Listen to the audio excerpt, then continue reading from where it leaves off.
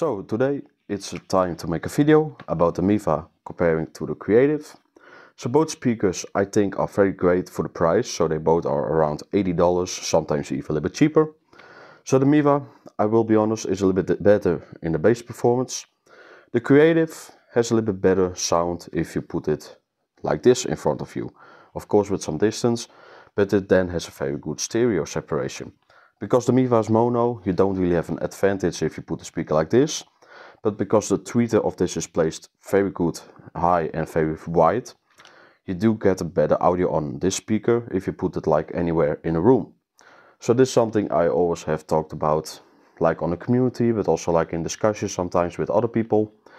Some people think that I don't like, for example, the U-Boom L or like any speaker that has stereo. That's not the case.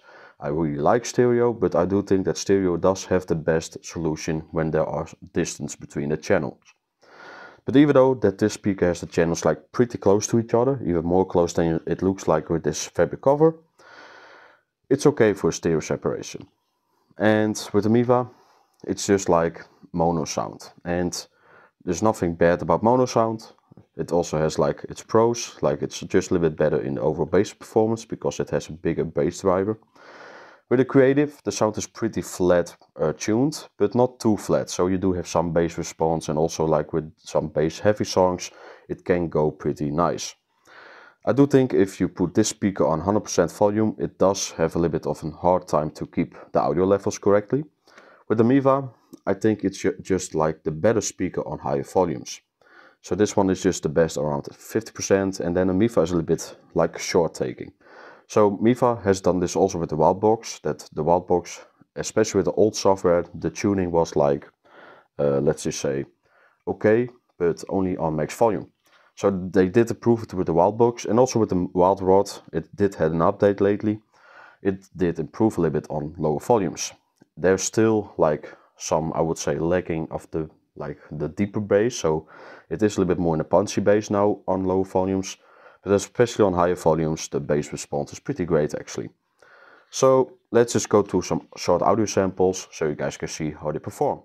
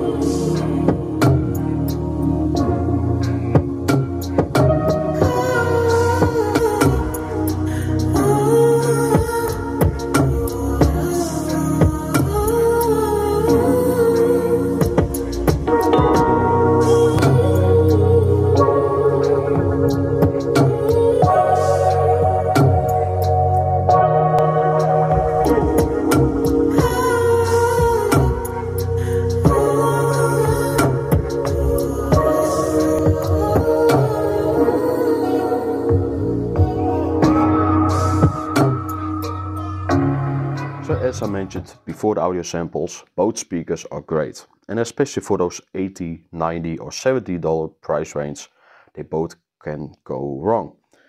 The Miva, I will be honest, has a little bit of a better overall performance in loudness. The Creative is just a little bit more of a greater speaker for indoor use. And don't get me wrong, I do use the Creative sometimes outdoor or on the go, and it does have one thing that I like a little bit more about it, and that is just that it looks a little bit more like a small soundbar.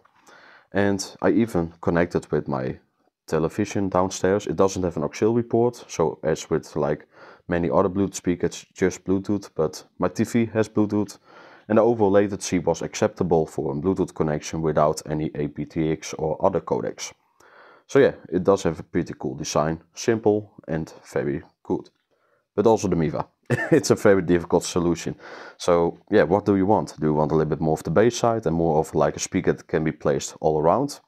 Or do you want a little bit more in the stereo separation and maybe a little bit flatter audio? It really is on you. Both speakers are pretty good.